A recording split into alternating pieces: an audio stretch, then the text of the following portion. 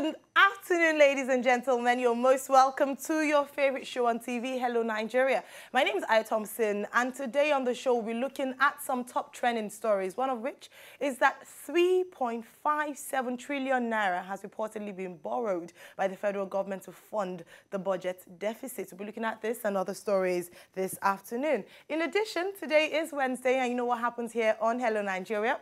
Wednesday is Woman Wednesday, and of course, we have another phenomenal woman here who's going to be saying or telling her story and hoping to inspire and motivate the next generation of women entrepreneurs and women who just want to make the best out of life. Yes, Adetola Juyitan is our guest this afternoon. You definitely want to stay tuned for this one, as she will be speaking to us frankly and from a place of experience. My name is Adetola. You're most welcome.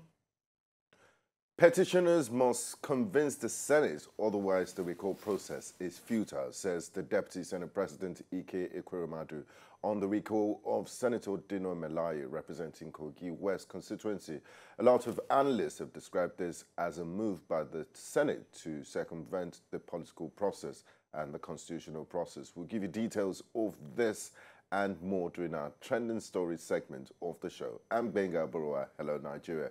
We'll go on a quick break now, and when we come back, it'll be time for Hello Nigeria. Do stay with us.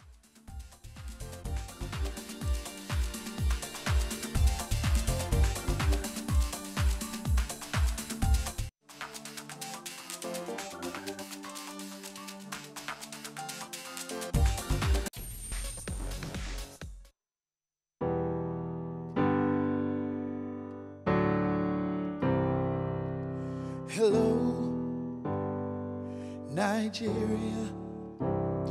There's no better place to be, so don't you ever change that dial.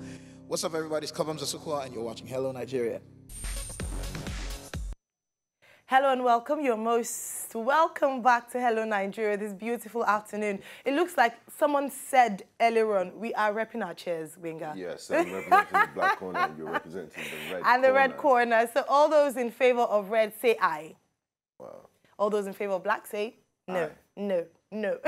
How are you doing, by the way? I am doing fabulous, fantastic. We miss Olive, definitely. We miss her, and I'm glad that she's having some time off to rest, you know, yes, to all work and no play, like reevaluate. All work and no play. When next are you going on holiday? Re-energize yourself. Re-energize. As soon as Olive is coming back, I'm taking the baton. No, you're not. I'm the one who's going. You've been going. Okay, we go together then. No, we're not going together. Teamwork. No, not teamwork. Teamwork. All right. Okay. Now, today we'll be talking a little bit about fashion and style. Yeah, to talking open up about the show. fashion and style in Uganda. Yes, and a move that a lot of people describe as, you know, targeting women. Today is Women Wednesday, so it's appropriate we talk about it. The government of Uganda came out with a set of regulations to dress code for female employees, for female civil servants, and it was just too much. What are some of the highlights of the dress code? No transparent clothing, okay. No, every skirt must be below the knee length, no tight fitting clothes, and was there a reason? No, were they tempting the men, or in quote? But because then the men weren't left out. They said no tight fitting pants, and they must always wear long sleeve. Was there? So I'd like to understand the is that reason. sexy? No, it has nothing. It does nothing to or not. So I think let's move away from even the fact that it's sexy or it's tempting to it being professional conduct, and how should there be a way you should dress when you're going to work as opposed to when you're just lounging or you're going to hang out with friends? Because it seems like a number of people do not know when they've crossed the line. They know, but you know, fashion these days, you can look very fashionable and you can look official and then be very... But guess what, Benga? For instance, I wouldn't have been able to wear a red blazer on a normal day. This would pass. It won't pass in Uganda. My skirt is not below the knee. It's almost. Almost. But the reason I'm asking this is that when you're going to Ascot or you're going to see the Queen, for instance, there are dress codes you had to adhere to, and you had to adhere to them very strictly. We don't complain about that because we're going to see royalty. So if you're going to work, is it too much for us to have a guideline as to how to dress? For instance, in Nigeria, some people say we don't appreciate our natural homegrown fabrics, you know, things that look quite African. I know Ankara is not made in Nigeria. Most of them are made from abroad. China, but they're African prints. But they're African prints. Should we say that we should encourage or boost? So, for instance, I'm going for a Women in Journalism conference tomorrow, and the dress code is a touch of African print. A touch of African. Nice. And I thought that was really nice. But some people feel somehow wearing Ankara like doesn't. Yeah, like you never catch me wearing it. Okay, I could use it for an accessory like the. Why not? Let me ask you. Why wouldn't you? Because you. Or my pocket square. Thanks to Jadena for helping us sell the classic man. You wear a suit every single day. You never worn an Ankara-inspired blazer and an Ankara-inspired, you know, jumper. Nothing. Why? Because the tailors are charging me. My neck for it. No, but like, but would you wear one if they sold it for you? Of course, if it looked this nice, I'll wear it. Because people usually, when you think of Ankara, you think more casual and dressing. For being a Pan-African inspired person, I should wear more African clothing. So I dare you, throughout next week, you must wear a touch of Ankara. Yes, even my socks will be Ankara. All right, ladies and gentlemen, you have it right there. Gbenga Bora has committed to wearing a touch of Ankara throughout next week. We will hold him to account, and if he doesn't, there's a penalty to pay. The penalty is if I don't wear Ankara, I buy you Ankara every day. No, I don't want Ankara.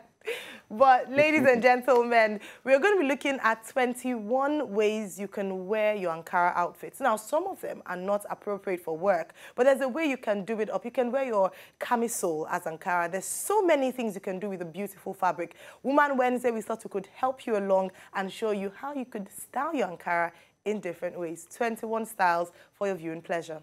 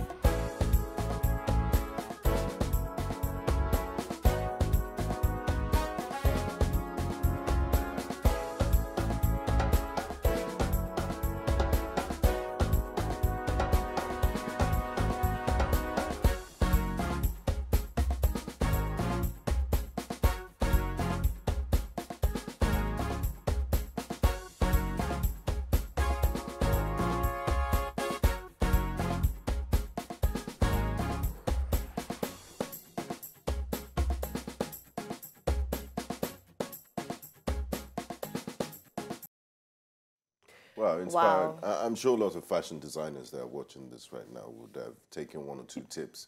Really, really nice. I saw some that would look nice on you. Which one? Number 7, number 8, number 9, number 10, number 11, number 12, number 21. Please, can you show those pictures? Number 7, number 8, number 9, number 10, number 11. Please, I want to see those pictures. No, you see it after the Number show. 8. Okay, oh, that's nice. That's a nice style. Number 9, please.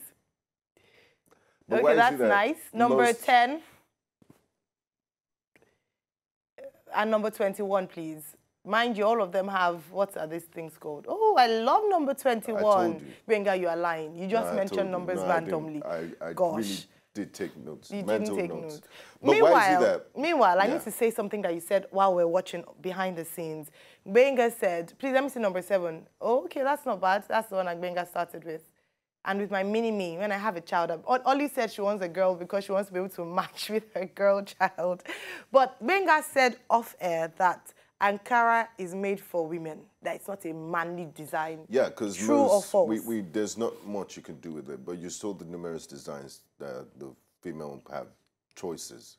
All right, okay, so we've given you a challenge for next week. Now we give our producer a challenge for next week. You have to fish out, dig out 21 styles for men. But I'm sure some men can find inspiration from some of this.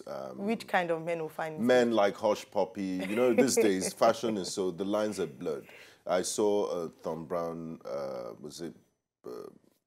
photo shoot, and the men were wearing things like skirts. So people like Bobrisky would you wear a skirt? Be inspired and Hush Puppy. I don't think Bobrisky self-identifies as a man.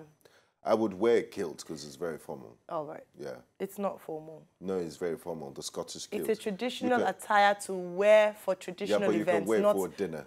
That's not formal attire. My friend wore it for his So for dinner, they say that's because it was in Scotland. You won't be in England and wear a skirt. You could to make a statement, but it's not a formal. You won't go for an interview in a kilt. No, you won't go for it's ceremonial. Exactly. Yeah, ceremonial. That's the word. Yeah, you can wear it for a black tie event. No, you can't, except you are in Scotland.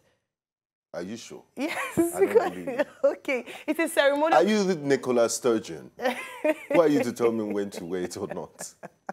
All right, okay. Let me ask you, ladies and gentlemen out there, would you wear a kilt to go for an interview? Maybe we need a kilt is a Scottish ceremonial outfit. It's a Scottish traditional outfit, just the way that Ishekiri men or some Delta men wear, you know, tie the wrappers. The skirt, but it's a pleated, nice skirt, just like mine, that men wear. Would you wear that to an interview? And if you wore that to an interview, do you think you'll get that job? It will really look nice on Queso. Well, we have an entrepreneur coming up very shortly on the show. Would ask her if she saw a man come into her office in a kilt, if she would be confident enough to give him the job. But before then, we'll be looking at some top stories here in Nigeria. We teased some earlier on. We'll be looking at them in more detail after this break.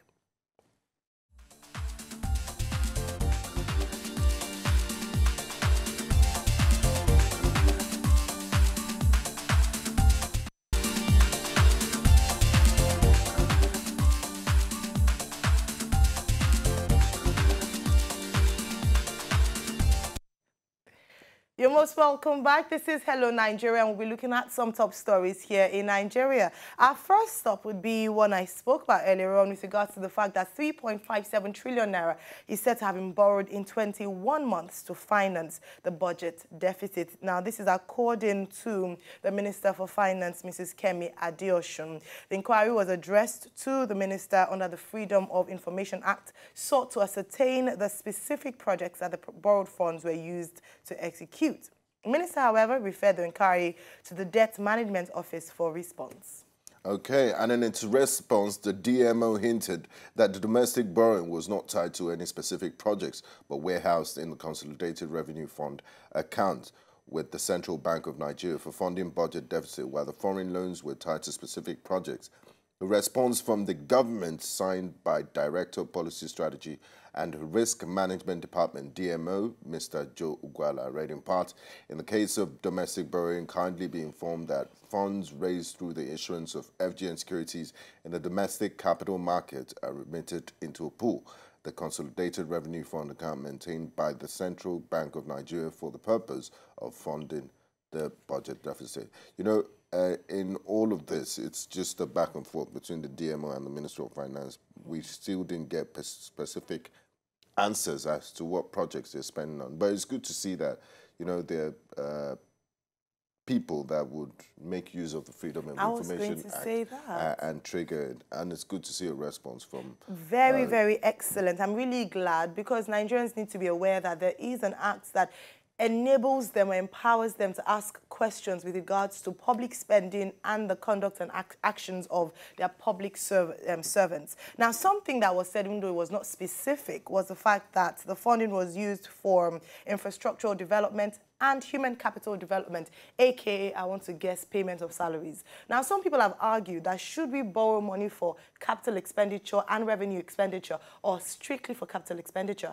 In other parts, you would argue that it makes more sense if you're borrowing for capital expenditure. Exactly, because you're going to get money back. There are ways to get the money back. Yeah. You might hold the roads and, of course, the economic activities of putting proper infrastructure on the road. would open up businesses, and then in the form of tax, when more people are gainfully employed, when more people have thriving businesses, it means more revenue for the government because they'll be taxable. But when you borrow money, it's like, and you're using it for recurrent expenditure, you're using it to pay salaries. It's like you're throwing water into an empty basket. So there are no returns in it. And we need to be very careful. We shouldn't just borrow for, oh, we need to take care of our immediate needs. Are we thinking of the generation unborn? Are we leaving I don't think we are. debts that we won't be able to manage for our children? I think we should also, every country borrows, but we should have it in mind that, look, these debts are manageable and we're not servicing it, because every year there's a percentage of the budget that goes into debt servicing. A huge percentage. I hope we're and even higher than what's allocated to health. Yesterday, we were talking about the amount of money allocated in the budget to the healthcare system. And we see here that financing debts is higher than what we put in education, or we put in health, and possibly what we put in infrastructural development as well. Okay, and moving on, interesting. Yesterday, Saraki was #1 trending topic for different reasons. And Nigerians don't seem to be very happy with their legislators, because let me give you the gist of the story. Melaya's recall petitioners must convince Senate all the process is futile. Deputy Senate President Ike Ekweremadu said this in an ongoing move to recall Senator Dino Melaye. He said it would be an exercise in futility if those orchestrating his recall fail to convince lawmakers why the Senate should be recalled, making his contribution on a point of order raised by Senator Melaye to notify the Senate of the ill-motivated recall moves. Ekweremadu urged the Senate not to dissipate effort on a process that is tantamount to a waste of time. Why would you discourage the people from using the power that they have, as in terms of the fact that it's the office of the citizen? I mean, I don't even know if these senators, these so-called lawmakers, have read their books or the Constitution, or they know how the entire process works. This has nothing to do with the Senate. Yes. It's the purview of INEC. The entire process. And the electorate. The electorates, the signing of the petition, the verification of the signatures, the recall referendum, everything has to do with the INEC and the people. The Senate has not one say. There's no part in the Nigerian Constitution, in the guidelines, where you recall. The Senate has nothing. The only part the Senate has is when INEC has given the certificate of recall. Yes, then the Senate President will show him the door out of the red chambers. But for the Deputy Senate President, a senior member of the Nigerian Senate, to say this is unconstitutional. It's a slap on the face of 160 million Nigerians that, look, you guys are just wasting your time. Why would you want to usurp a constitutional process? This has nothing to do with because the Senate. They're busy finding a way to make their Senate President the acting president.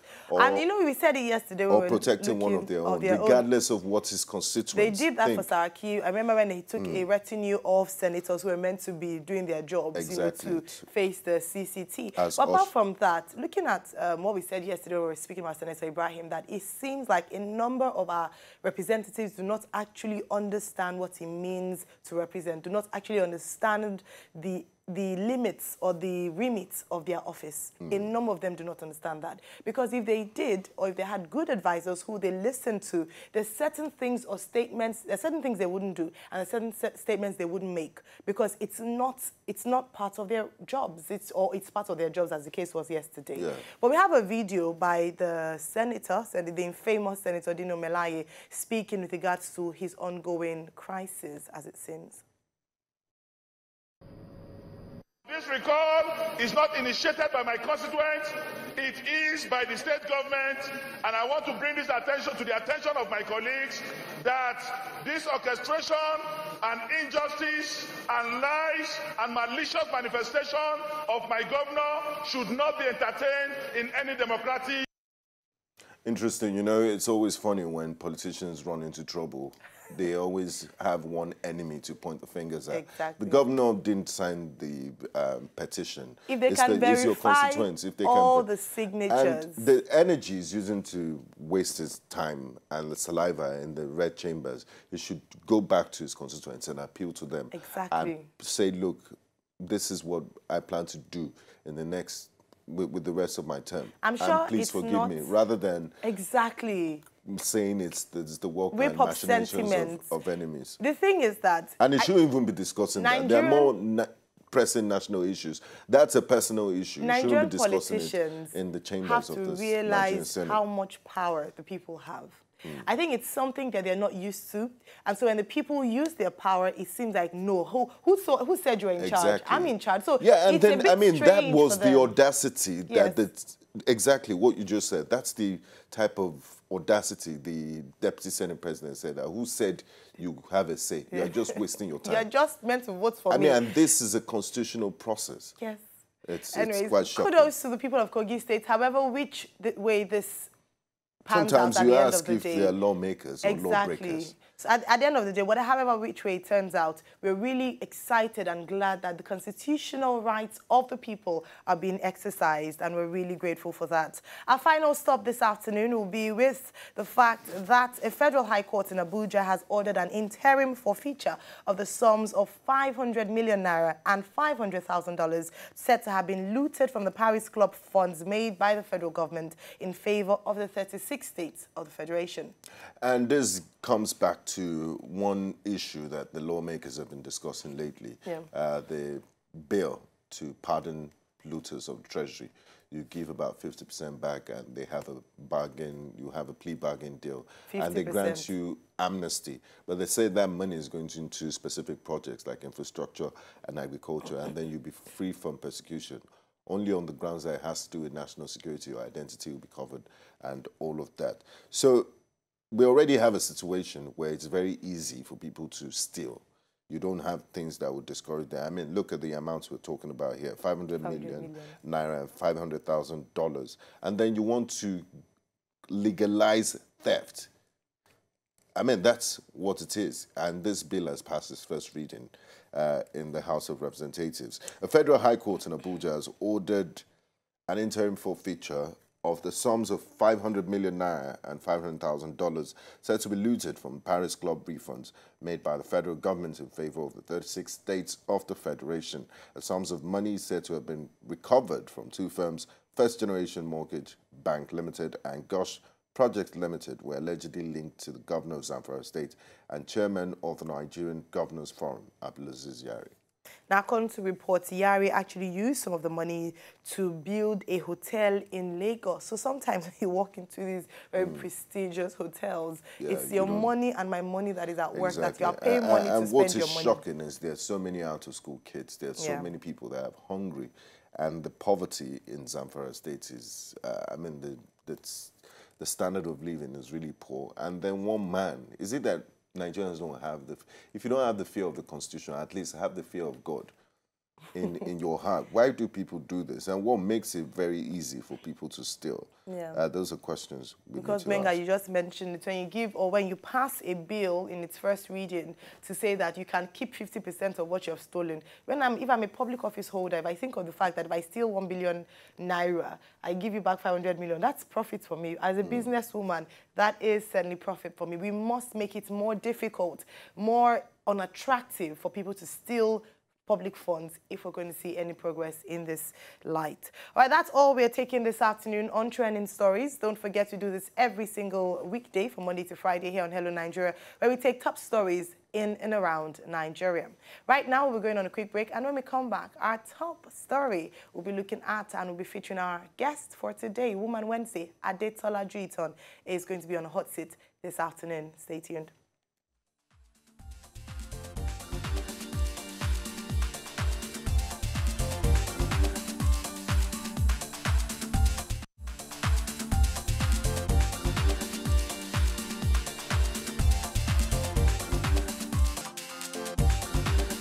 Etisent Nigeria. That means hello Nigeria in Tree. Hi, my name's Amanda Potela. I'm from South Africa. Hello, my name is Mimi Akinkube. Hello, my name is Candace Nkotgisek. I'm from Cameroon. My name is Idorin Anang. My name is Efwa Osei. And the most interesting thing I found about Nigeria is the extraordinary hustling energy. And make sure you keep watching Hello Nigeria. We do it all for you. We do it all for you. Eh, oh.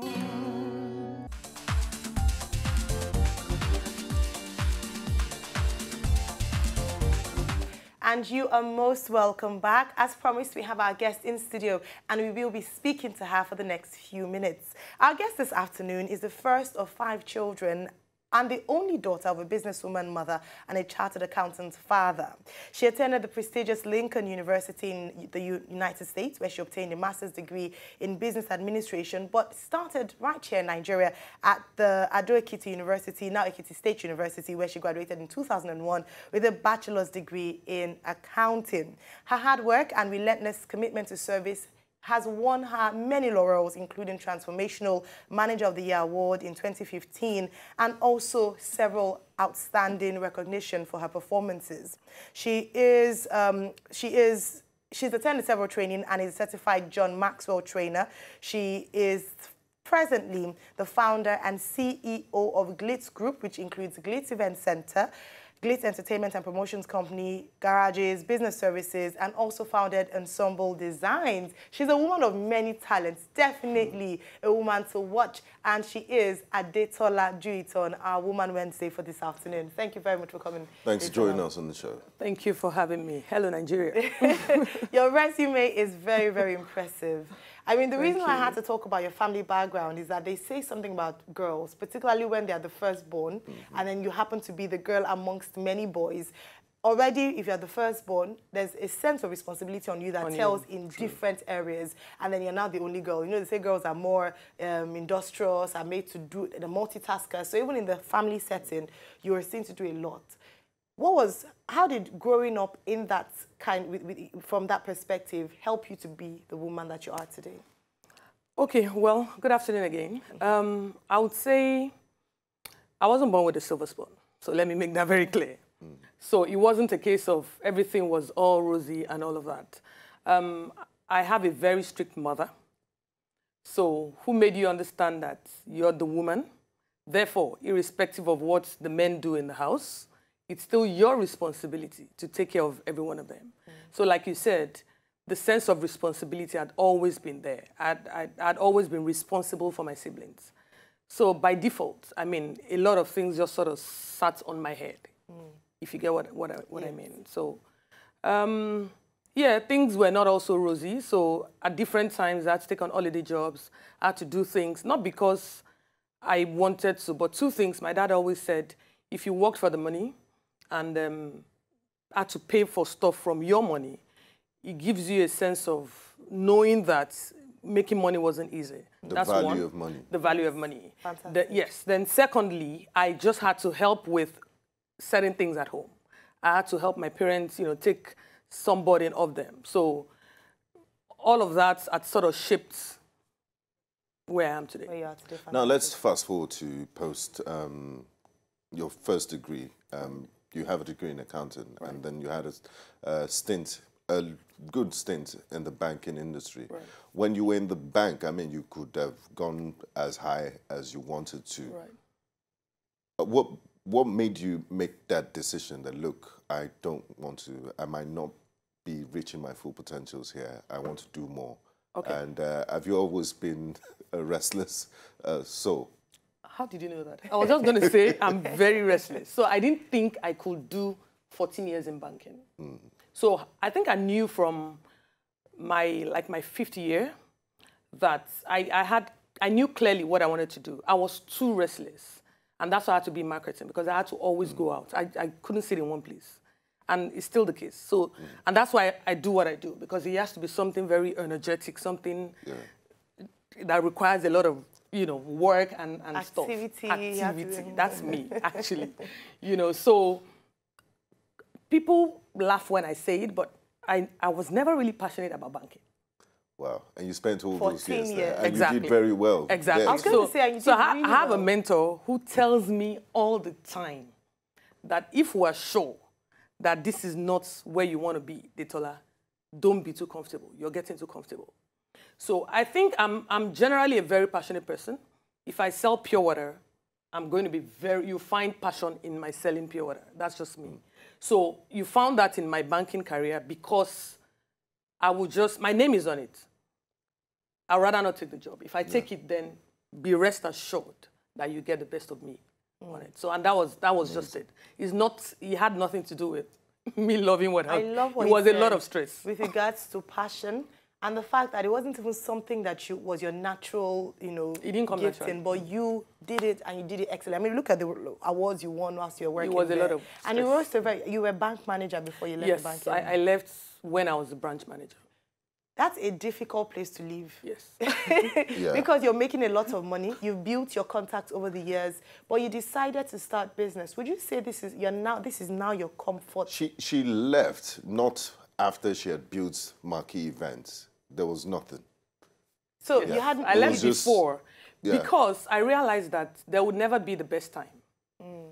And you see, I don't know if other bankers will agree with me, but if you're not careful, you're likely to remain there thinking, oh, everything was fine, actually. You're making money. But it's a huge gamble. Yeah. So you had to do what you had to do. If you're sure that this is not where you want to be and you're so sure of where you're going, there will never be the best time, honestly. So if you're so sure, just go ahead and do it. All right, so now let's look at the giant leap of faith you took. Like Benga mentioned, Glitz was just an idea. Or had you started work before you? No, it was an idea. There was the business plan.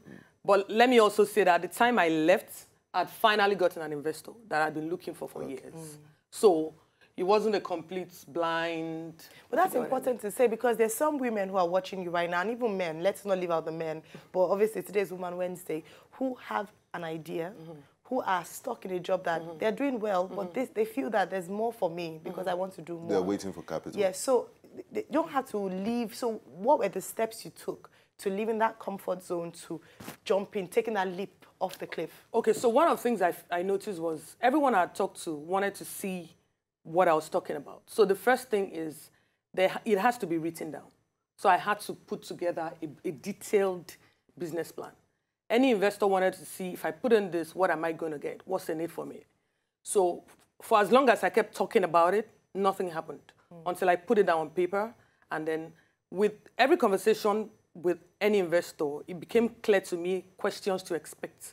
And I also sort of updated my business plan from time to time. So that document must be there. I don't think anybody will put money in what they cannot really see through. They must see how their money is going to come back.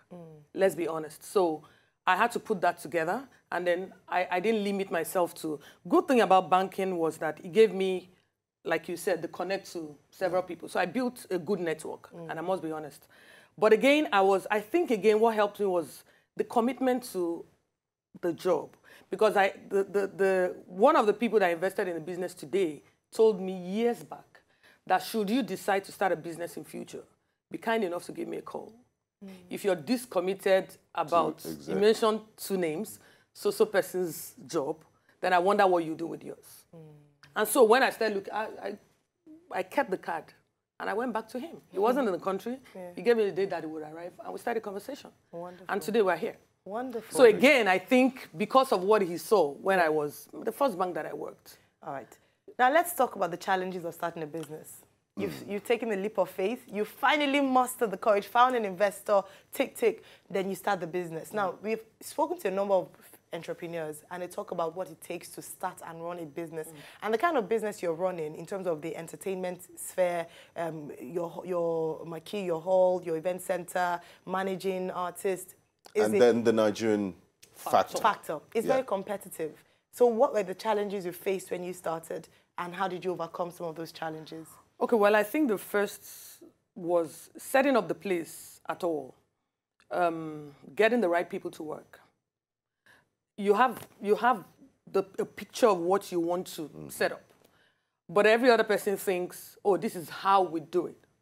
And then trying to get them to understand that I'm trying to build something different was a problem. Yeah, and then they're looking at you like a rookie. As a matter of fact, a lot of people had issues like, you're just a small girl. I was going to say that they would have it. Not only are you female, then you're not a young female. It's like, what are you telling It was us? a major issue. It sounds very simple, but it was a big deal. Wow. So you find even artisans, you know how the older Baba, Biliki and Baba and Co, they just feel you're just a small girl. We know how we do this kind of thing. We built something. So that was tough. Then getting the right people to work is also another problem. I must be honest, government policies sometimes also are not so friendly. So you're paying taxes, I don't want to call it double taxes, sometimes more than double.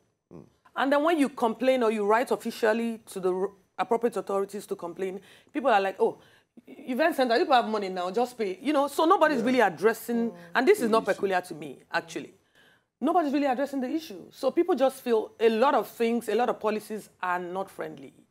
You're trying to do things the right way, and government policies are killing businesses. So if you're not so disciplined, and you know, you will just follow, you just do it the wrong way, like every other person. It's difficult. Actually, it's really, really difficult. I'll give you a simple example. The front of the event center, we have, you know, ample space that we wanted to use for parking. Every other person just parks on the street and stuff. And we thought, okay, let's do the right thing. We approached the local government. We understand that usually setback, even when you buy the land, the setback is not yours, it's for government. So we said, okay, what do we need to do to get approval to use? We don't just want to, you know, park randomly and do stuff. And the local government gave us a very ridiculous bill. And then we now heard that it was supposed to be the Ministry of Transport in Alausa that was supposed to charge, not the local government. So we then approached the Ministry of Transportation, and they were like, oh, we are supposed to charge, don't mind the local government. And then they gave us a bill. So till now, we've not paid. You know why? Because I don't know who to pay to. One ministry is telling me it's them, the local government is telling me it's them. So I've left it. So how do you, I don't know how to, any day somebody can just come to you and say, oh yeah, you're contravening the law. So I don't know what to do. Because the local government is saying, don't mind them, oh, it's us. And then they are saying, don't mind those people, it's us. And there's nothing to read to tell me who. So is there a way, I mean, these are real issues. So do you blame the guys that park on the road? No, of course you don't blame Even if they wanted to do the right thing. Yeah. They don't know how. They don't encourage them. Yeah. All right. Now, with regards to, and I think, and I hope that the appropriate authorities are listening, because this is a big, I mean, a lot of people talk about the fact that we're saying that we need to have entrepreneurs, we need to have, you know, Nigerian-owned businesses. Yeah, but the environment is not friendly. It's not friendly. All right. Now, with regards, so tell us, what do you do? You know, in a nutshell, what do you do as, I know you have your hands in many pies, but what do you do? Okay, well, the most obvious is the event center. So I run the Glitz Event Center. What we've done differently is not just the marquee. So you're coming to have your events, you don't need to bring in anything. Actually, it's supposed to be a one-stop shop. So the lights, the sound, your DJ can come with just his laptop. It's fine. He doesn't need to bring in speakers and stuff. Everything you need, you have, actually. That is what makes us different from every other event center around, at least in Lagos. I don't know so much about us in Lagos, exactly. And then we recently launched the Glitz Entertainment and Promotions. So what we do is to try to identify very unique and young talents in the Nigerian entertainment industry, and you know, sort of give them our shoulder to ride on.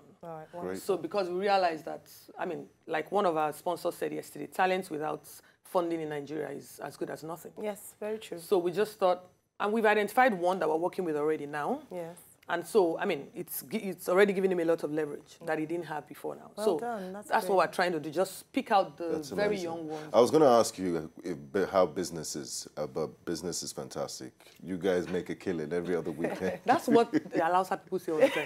It's not really so, because it's very capital intensive. True. So when you try especially when you're doing something excellent. Yes, it's very capital intensive. So when you try to look at it from that angle, it's not so. But I mean, long-term. Long-term, yes. It's a good business, I must be honest. So what advice do you have for budding entrepreneurs, young ladies that I'm sure you see yourself in them if you rewind 15 years ago and all of that. What advice do you have for them? Well, I think, like I said earlier, there will never be the best time. So if you're so convinced that this is what you want to do, put your numbers together, talk to people. Don't limit yourself to your space. You need to speak out. You need to talk to people, talk to the right people, and then, you know, Bank funding is not for every type of business. I worked in a bank for 14 years. I knew what to do if I wanted to get bank funding, but I knew for a fact that I didn't want bank funding. Double digits. I knew for a fact, not in Nigeria. To the banks immediately. If I was going to get bank funding, I would have done it from an offshore bank. Most certainly, not as at today, and not in a Nigerian bank. Very well. So that's a very good point that you've raised. Because those are some of the things that, I mean, we set some businesses up to fail. Before even they start the business, I mean, there's no way. So how do we follow you on social media and your contacts? Well, for Glitz, it's Glitz Event Center, Facebook, Instagram, Twitter, Glitz. And Glitz is G-L-I... G-L-I-T-Z. Okay. Event Center, one word. Glitz Entertainment, NN Promotions for the, you know, the other one. Mine is Adetola Juyitan. All right, wonderful. Do you take mentees? Do you mentor young people? Yes, I do. Because another thing that has really worked for me is the fact that I have mentors that I make myself accountable to. Wonderful. So even when I want to take decisions, business decisions and otherwise, you consult. I consult. And when they say do not, I do not go. I try to listen to them, and it has worked for me. It has really, really worked for me. Wow. So yes, I have a couple of people that I also mentor. Wonderful. All right, ladies and gentlemen, I'm really glad that she's given you her personal handle. If you're wise, you know what to do. We will tell you what to do. Well, unfortunately, we had to close the curtains on this very, very enlightening interview. It's been wonderful having you on the show. Thank you. And we have learned a lot. You know, it's good to hear from someone who is there, who can give you first-hand experience and first-hand, you know, tips on what to do and how to do it. And congratulations. We're really proud. Thank you. You know what you're doing. Well done. Thank you so much. All right. Okay, ladies and gentlemen, just before we wrap up the show, we'd like to let you know what's happening today in history. If it's your birthday today, the 5th of July, happy birthday to you. And to let you know that you're sharing your birthday with greats like Joe Louis. Joe Louis was born in 1973, best known by his stage name, Joe. Oh, Joe. I didn't know it was Joe. Oh, hi, Joe. You used to come to Nigeria a lot for weddings. Yeah. But his hit songs include Let's Stay Home Tonight and I Wanna Know, I Wanna Know. That's it, right? No, that's not his song. Yes, I want to know just what... Okay, sorry, I'm new school. All right, RZA also. Happy birthday, RZA. Born today in history in 1969. He's a member of the Wu-Tang Clan. Really? Very smart guy. Really? I don't know him, but thank God you're here. It's called the RZA. Reza. Oh, wow, Reza. Oh, no, sorry, I'm so uncool. RZA. Reza. Hi, Reza. All right, happy birthday to our very own Johnny Drill as well. I love Johnny Drill. And I'm really excited. I'll be closing the show with his song, one of my favorite songs of his. And I think, of all times when it comes to Nigerian music. Olive is obsessed with Johnny Drill. No, Olive is a big supporter of new talent. And Olive was actually the one that gave Johnny Drill his first TV interview. And that's why he he never forgets. And so because he wasn't living in Lagos there, now he's signed to Maven Records. So shout out to Olive Emodi for identity. She saw him on Instagram, and that's how she's brought certain people from Instagram on the show to say, I love the way you sound. So she should definitely look into that because she promotes people a lot. But Johnny Drill is now with Don Jazzy, and hopefully he'll do even greater things. So ladies and gentlemen, from us here at Captain Tankar Gbenga Bowa, at iThompson7, and at Olive Emodi, and of course at Glitz Event Center, and of course Adetola Juyitan on Instagram and of course on social media platforms. Follow us and we will make you even greater. Not fishes of men. All right, ladies and gentlemen, enjoy this beautiful music from Johnny Drill. Wait for me and wait for us, guys. We'll be back here tomorrow afternoon, 12 noon, same time, for another edition of Hello Nigeria. Say it. Bye. To enjoy more of these our Ogbonge videos when you just watch, press this button to subscribe on top of our YouTube page. You go love her.